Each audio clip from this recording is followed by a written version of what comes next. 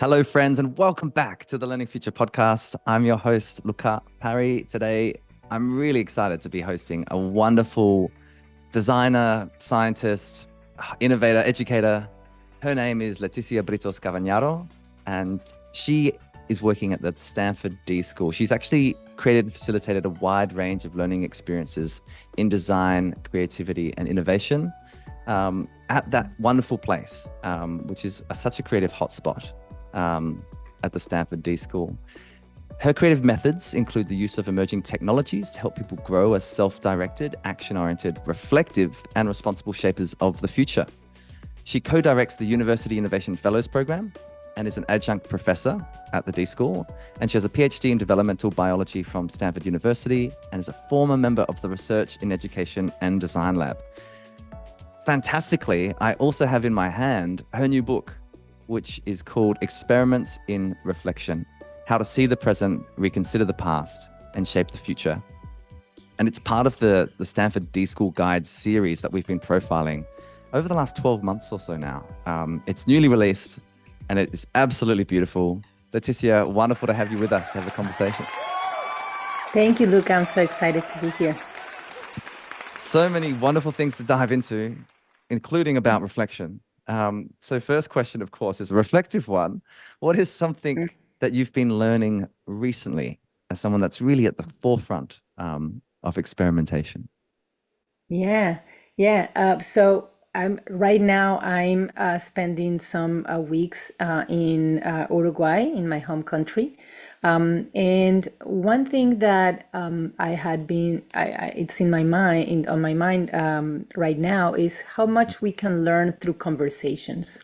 And as it happens here, our customs here and the pace of living really is much more conducive to just sitting down and chatting with people, right? Informally, at the beach, while you're, having, after having lunch. So you might have like a 2-hour lunch and like really spend some time chatting. So in the past few weeks, I've had many conversations with family, with friends, and across all ages, from like my 12-year-old niece to my father just earlier today. And it really strikes me how important it is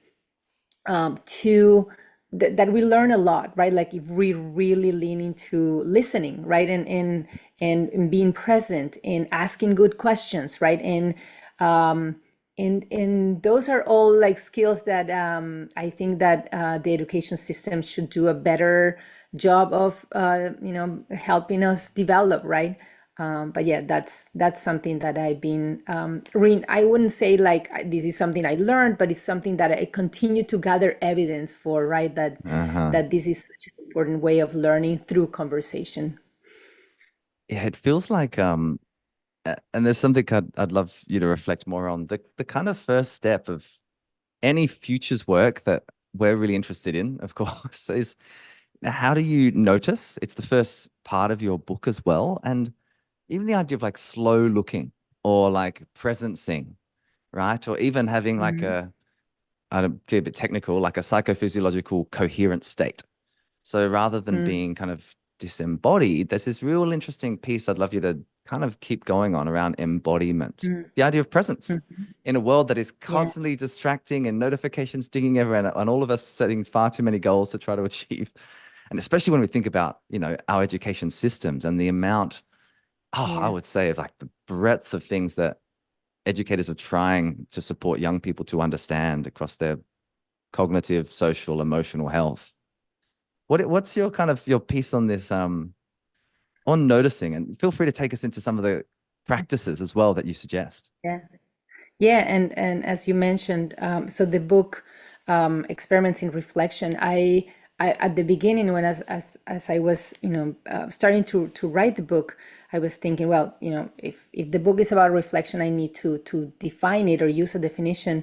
And I soon realized like it was not going to work to really just take one of the popular definitions. Let's take like Dewey's definition of reflection or Hmm. Schun's definition of reflection, because not only they're overly academic, but I decided to pivot from that and really draft or craft a definition of my own that really allowed people to grasp reflection and apply it and build it into their practice, right? Like, so the definition of reflection that I use in the book starts with saying it's a whole body process of transforming experience into meaning to shape futures, in order to shape futures. And I think like that first part, Beautiful. whole body process, is really about understanding that we need to learn and to live with our whole body. And oftentimes, like in the education system, we're thinking about, like, as if the students were like their brains only, or like these disembodied Yeah. Yeah. intelligences. But really what we when we need to lean into kind of like, how do we kind of like sense with our whole body, how do we take in information and practice that, right? Like the same way that we practice other skills, how do we practice noticing, how do we practice paying attention?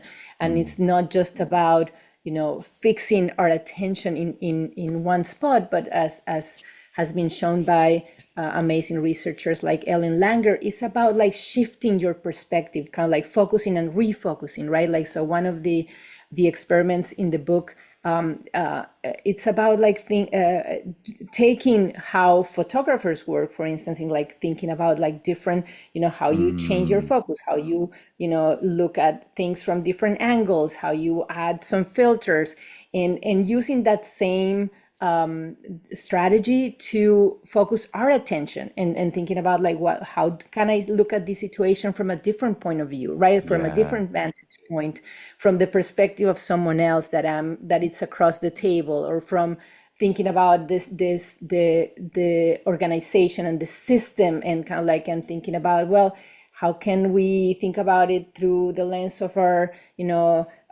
learners, but also from the lens of like the teachers, and from like all of the different perspectives. So I think it's really important to think of ourselves as like, take advantage of our whole body. Absolutely. It's actually reminds me of something I heard Sir Ken Robinson say once, which was sometimes we just think that our bodies are just to move our brain around. And like that's the only reason they exist. It's just to kind of move it, move the brain. And Yeah. the whole field of embodied cognition in particular, and I'm very interested, be it, and situated cognition, distributed cognition, this idea of thinking together, thinking with your body, thinking in spaces. I really I reflected on that as I read through the first part of the book. The other piece that I'm so interested in, and I think it's something that we can talk more about, is this: whenever we think of change, right? And clearly in our world right now, we're all called to do things differently, perhaps even be different. The role of the teacher, the way we focus on curriculum and school systems, even the way we interact with technology across the board. Is this thing that you were just speaking to, which is the distinction between perception and perspective. And I think sometimes we all get stuck in perception, which is, no, I'm seeing the truth. Whereas what I'm seeing Right. is my perception of said truth. And someone else has a completely different view. And I think, to come back to your first piece, the power of conversations is that we engage in dialogue. And what we do is we share two perceptions and we start to take perspective. And that seems to Yeah. be like a meta level of understanding, and certainly something we can cultivate more, be it metacognition in our young, them thinking about their thinking, meta learning, them learning about their learning. But this idea is, how do you kind of, I don't know, hold on to your perspective, your perception lightly, and realize that, well, you're only Yeah. ever seeing part of the picture. Yeah. Yeah. Absolutely. And I think that has to do, what you're mentioning has to do also with that second dimension of reflection that I explore in the book, of making sense, Yeah. right? And going from what you notice to how do you make sense of it. And it's about really finding very like different meanings, not just like one interpretation, right? Like, but really a diversity of possibilities, right? And this divergent thinking, I think, is like what really we need to help, like use more, and invite our students to use more, so that they can kind of like hold on to even like things that might be feel incompatible, or perspectives Mm. that can feel incompatible, and not kind of like have Yeah. a implode on that perspective of like, I have these two interpretations, and they might contradict one another, but I can still hold them and stay there in the discomfort of kind of like, Mm. I wonder what this means, and which one is kind of like helps me see it's more helpful, instead of like thinking Mm. just on right and wrong, right? Like, but like looking at like different degrees of possibility. I love a few I don't know who the quote is from, but it's this idea of a first-rate intelligence is to hold two ideas in mind without accepting either one. And there is something Mm, about, I guess, the modern world and even kind of the skill of discernment is to be able to sit with cognitive dissonance. Well, I'm going to mhm. consider these two views and continue to consider them and not necessarily wed myself to one immediately and then Yes. be triggered if you challenge my viewpoint. And I think this is like, how do we disagree better, Leticia? And I is one Yeah. question that I always sit with. And I think slowing ourselves down to be able to reflect deeply seems to be one of Hmm. the ways to do that, especially when it comes to sense making.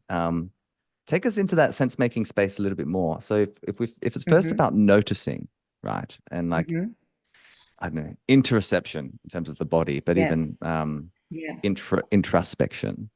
Yeah. If we're talking about, okay, well, why would I believe, that noticing your own biases even, how Hmm. do you take them into kind of the physical world as you've suggested through a few experiments, take them Yeah. from the Yeah. mind into a space where you can look at Yeah. them and go, oh, Hmm. Yeah, I think it's going from, seeing what is to what could be, right? And going into that, conditional space. And there's, of course, many, many ways of doing that. I think that one very powerful way is the power of asking questions, and reframing things as questions, and asking a diversity of questions, and right, like, and different questions. And there's actually research on how questions, for instance, helped designers understand, make more useful products, for instance. But more generally, like how different questions, like asking ourselves, what if, right? Like triggers, thought experiments, right? Like that allow us to kind of like mm, consider different, possibilities, different possible scenarios, right? Or asking, one question that we love in design, as you probably know, is like, how might we, right? yeah, Like that, like every single word of that question unlocks something. It has a very intentional role, right? Like how is like how invites, actually finding solutions. Might is like, well, this might work or might not work, mm-hmm, right? It's not like how will be. It's like not something that is yes, certain, but we're trying something innovative. And we is about, working with others, right? Like in innovating with others. So but when we think about, like, for instance, recognizing, we might be at a meeting, and we might say, like, our meetings are really unproductive, right? And if, or we can say, how might we make our meetings more productive, right? And yeah, we're sort of like, acknowledging the same kind of reality, if you will, right? But if we phrase it as questions, then it invites us to go into a different mode, right? Like for others mm, and for ourselves, right? Like, so, and really like this inviting possibility. So mm, asking questions to ourselves, and asking questions to others. I think it's a powerful way of kind of like this process of making sense of what we notice. Also the power of language, right? Like, so metaphors, for instance, there's mm, one of the experiments in the book.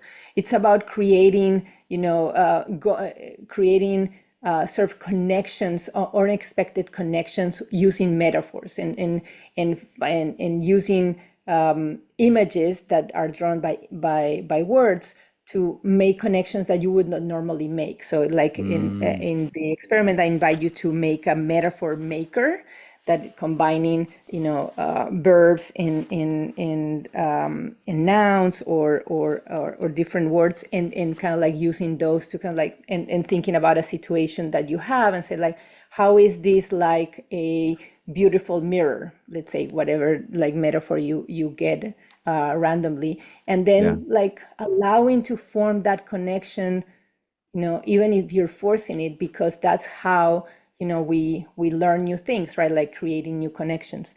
But for instance, I think the power of language is very important when we teach as teachers, to recognize that when we use absolute language versus conditional language in our teaching, we're really changing or sending a message to the students that is very important. And this is Ellen Langer from Harvard has done a lot of work in this sense. But if we say these are the three ways of looking at this, is very different than saying like this can be seen in these three ways, which implies like there's opportunity to see it in like the fourth and the fifth and the sixth way. So it's inviting the student or the learner to really think about like, there's space for more, there's space for other perspectives, and it's not like this is the interpretation of something. So really thinking about like how we use language, and inviting others, and inviting, in this case, learners into this sense-making process that is so important, to go beneath the surface, right? Like, and not looking at things, taking things literally too much. I'm so curious, as I really want you to speak a bit more on, we talked about imagination and divergent. Well, you write about this, imagination, divergent thinking. And I think what I'd love for you, for those listening, educators and innovators that kind of don't understand the difference between convergent and divergent thinking, I'd love your reflection on that, because I feel as a teacher, as teachers, I feel that a lot of the system has been based on convergent thinking. And we end up in this space where what young people end up trying to do is find the right answer instead of explore the problem space and look at a whole range of possible questions. Is that would you agree with that statement? And B, like, how would you discern between kind of convergence and divergence? Yeah. And well, very simply, right? Like you converge towards one thing, right? And you diverge towards multiple things, right? Like you kind of like start in one place and it's like, well, and go in different directions. It could be interpretations of something you notice, or it could be ideas for new things or solutions, right? And it's understandable that convergence often feels more comfortable, right? From the emotional point of view, or the affective point of view, right? That is like, okay, I'm going towards knowing, or it's like, okay, this is the answer.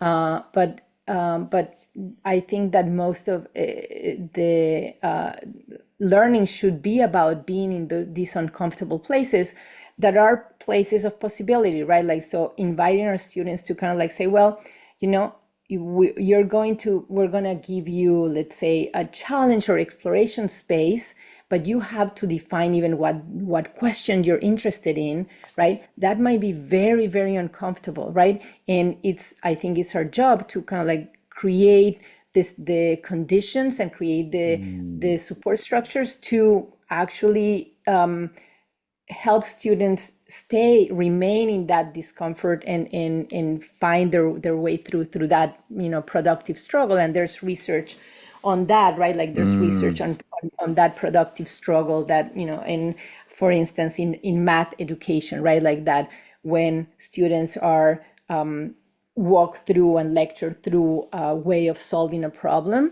they might be they might understand what the teacher did, but then if you compare with a group that was given a problem and given the opportunity to struggle with solving it, they might struggle with that particular problem, but then when presented with a new type of problem, they're more successful than those who were lectured, right? Because they have, actually, the learning might not feel like, it might not feel that you learned how to solve the problem, but actually in the struggle, you develop strategies that are transferable, right?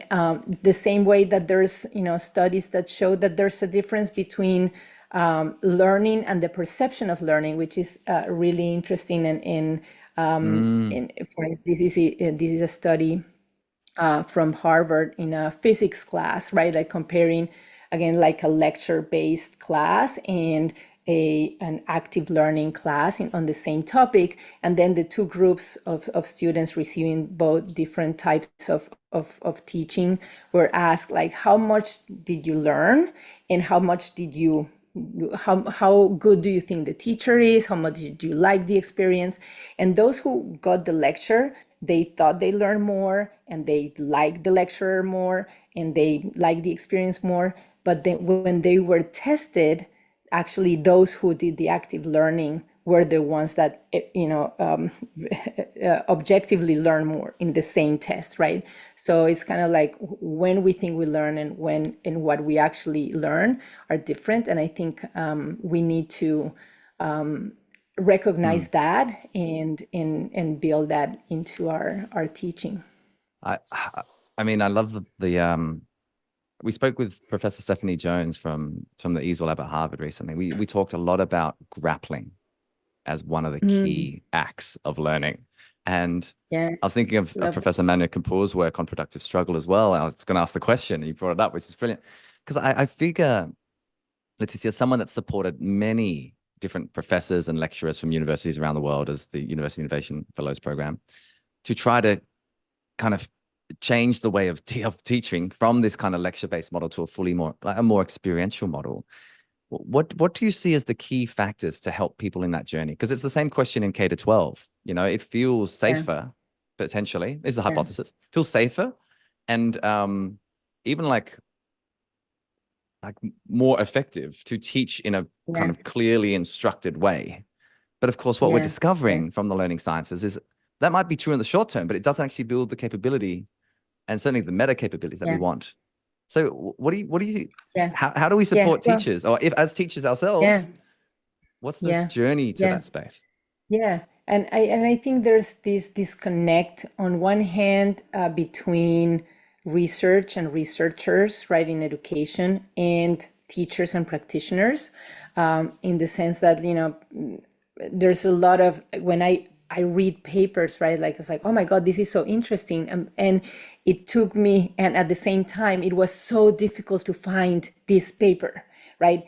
Probably this paper is going to be read by very few people, by very few teachers, right? Like, so that they need, so there's that disconnect. And so I think that the key, the missing ingredient is that teachers need to be experimenters in their practice, right? Like that needs something that all teachers need to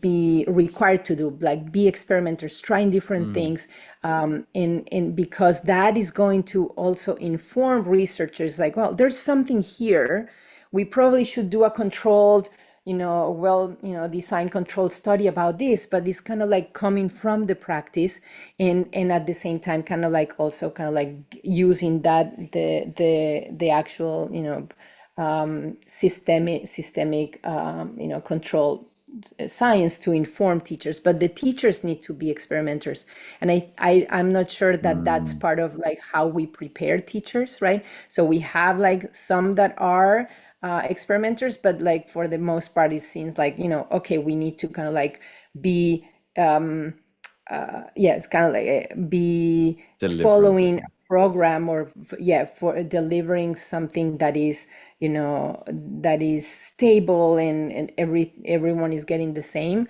and I think that actually does a disservice to learners.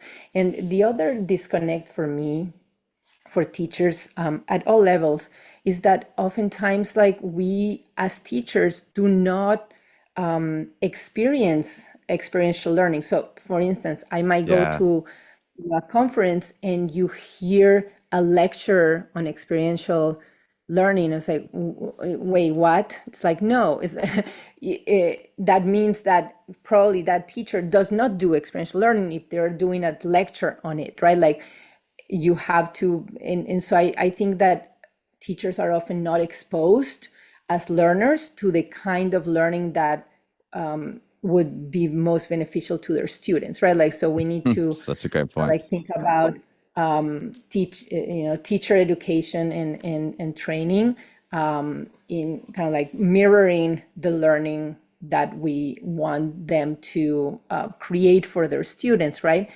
It cannot be kind of like a theoretical thing that then they need to figure out how to translate. I think it would be important to think about how do we get better at supporting learning and not really think about the teaching as the delivery or the facilitation of an activity, but about like the designing of the space and the finding the resources and all of those other things that are not just like delivering or talking to the students or even giving instructions or right, like, but all of those other elements of creating the space where the learning happens, right? And that often, I mean, we have at the D.school, all of the classes are taught in teams, right? Like it might be two teachers, three, even more, and oftentimes like the who is at a given time in front of the, or at least this is the case in my teams, who is delivering a particular set of instructions or an activity. We might decide that, at the last minute, right? But we are co-designing the experience. We're thinking about different levers of like, how are you using the space? What artifacts are we using? How are the students moving? How do we want them to feel through an experience?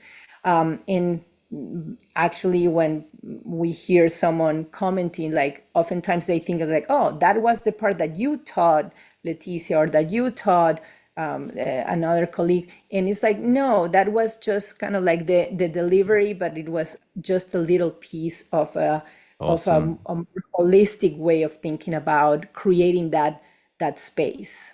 Yeah. I love that as like a generative space. And you made so many great points there. I often feel as educators, we often teach how we learned, and so we learn particular ways. Yeah. We end up in the same mental model. And I'd often wonder about the kind of mindset or the mental model for learning and what we're operating on. Is it kind of a I teach, they learn instructor type understanding, or is it a I create an experience in which people Yeah, learn? Maybe that they choose exactly. to learn. We start to bring learner agency and then social Yeah, connectedness and belonging into this whole piece. So yeah, yeah, really that generative space of even something yeah, at the core of our work, Leticia, as well. yeah, and How they do you might build those learn. spaces? Oh, sorry about that. No, and they might, you were saying like, I teach, you learn, and you might learn something that, is beyond or different than what I wanted you to learn. And that's fantastic, right? Like, so being kind of like open and attuned to that is like, what are students really learning? And sometimes like, if it's in a, in a lecture that is very sort of like one way, they might learn how excited you are about the topic and like nothing more, right? Like, so but yeah. Which can be inspiring, I guess, in Yeah, part. I But mean, yeah, no, yeah, absolutely, right? Like they could say like, yes. wow, like Well, this they topic love that might topic.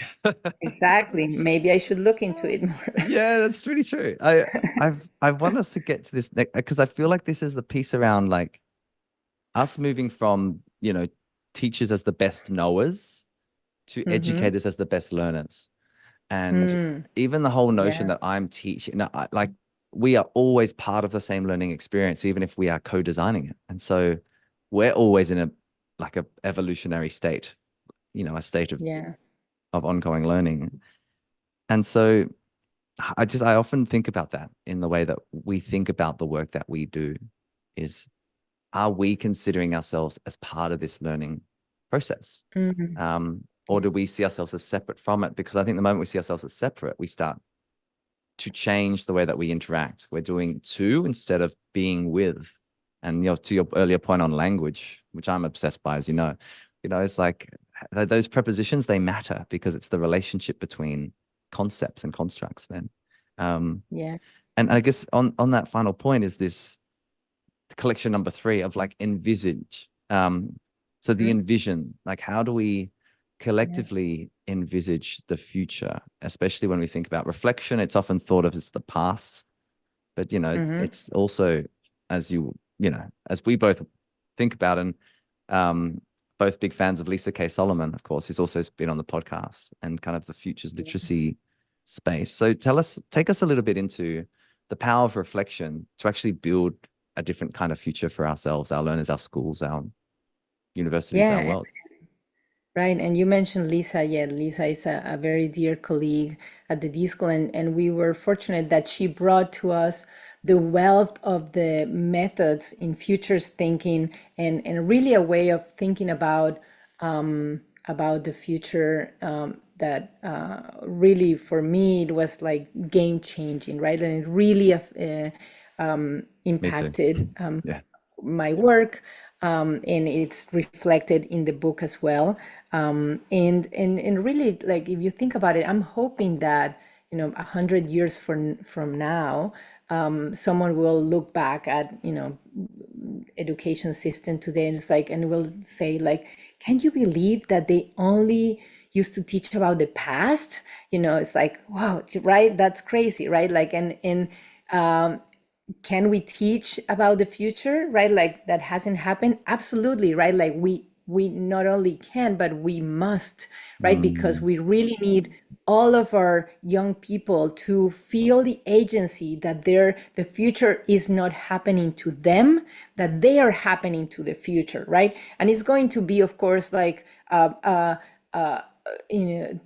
result of individual drive and ingenuity and many systemic forces, but ultimately all of those systems are made of people who made decisions, and we really need to kind of like give students that agency of kind of like, yes, you can shape the future, you can make decisions today and choices today, and also because we need we cannot build something that we haven't imagined, right? Like, so we have to activate our imagination to think of many possible futures, many fantastic and desirable futures, and also scary futures that we need to work to prevent, right?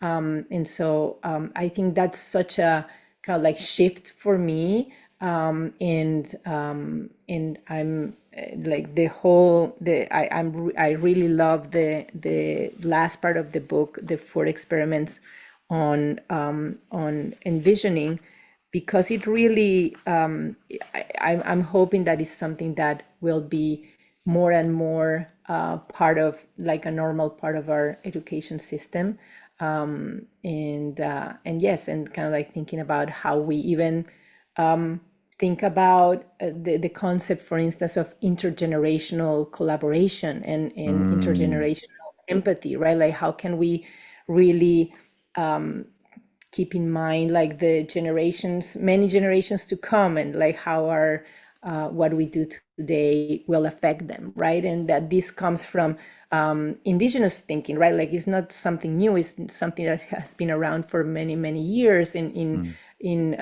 traditional cultures, but that we need to kind of like bring back and honor fully. I remember the 7-generation thinking, which is something I've heard from our First Nations here in Australia. And I think Roman Kresnich as well, the Be a Good Ancestor is part of that idea. One of the experiments that I really loved was even just the hypothesis of prospective psychology. Think about what's something you're working on that's due within 5 days. Why are you doing it? If it's successful, who's going to benefit? Think about something you want to achieve in the next 5 years. Oh, why are you doing that? And if you're successful, will benefit. And then finally think of a project you could start, but that will take 100 years to complete. It's so powerful. Like that, it's just that extension. And I've heard this described sometimes as cosmic time perspective. It's like the idea of and almost cosmic time therapy, which when you realize actually maybe, as egoic as we sometimes get this, I need to finish this piece. Do we? Is it actually in service of the future that we want? Kind of just, I think, lightening our grasp on that. Such a Yeah, wonderful and the one.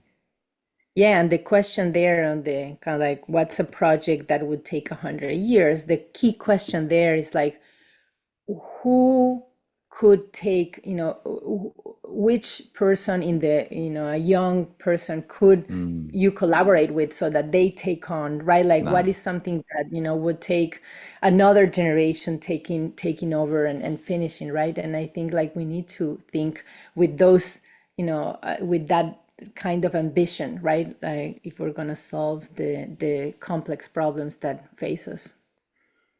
That's beautiful. Brings us to kind of my final question, Leticia, which is as you think about the past, consider the present, and look to the future, what is the takeaway message that you'd like to leave our listeners with, wherever they happen to be in this world? Yeah. So I'd say work on your learner's resume. In other words, work on understanding yourself as a learner, right? And develop your identity as a learner. What learning strategies work for you, and really work on flexing those learning muscles, because that's what's going to, help you figure out what to do when you don't know what to do, right? And yeah, so that would be my suggestion, my humble idea. Humble idea. I love it because it so taps into this idea from moving from knowing to learning.